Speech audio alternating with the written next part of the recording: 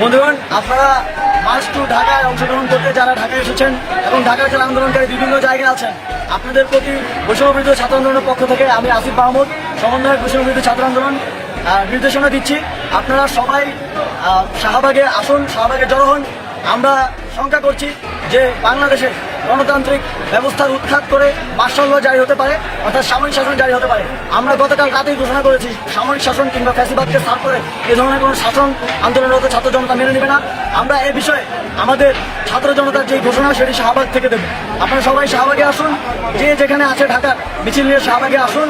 ইতিমধ্যেই সব জায়গা থেকে খুনি বাহিনী তাদের অবস্থান সরিয়ে নিতে শুরু করেছে, কিন্তু আমরা এদেশে জনতার সরকার চাই, কোনো সামরিক শাসন আমরা এদেশে চাই না।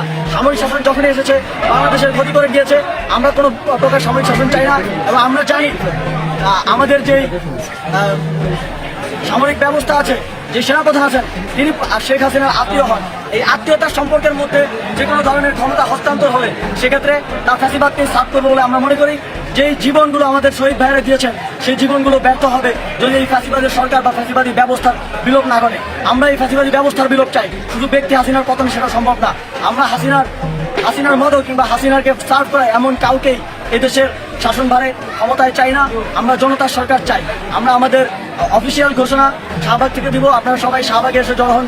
ঢাকার যে যেখানে আছেন সবাই শাহবাগে আসুন। যদি কোথাও বাধা আসে সেই বাধার টপকে বাধার উপর দিয়ে জনতার বুলডোজার চালিয়ে আপনারা শাহবাগের দিকে আসুন।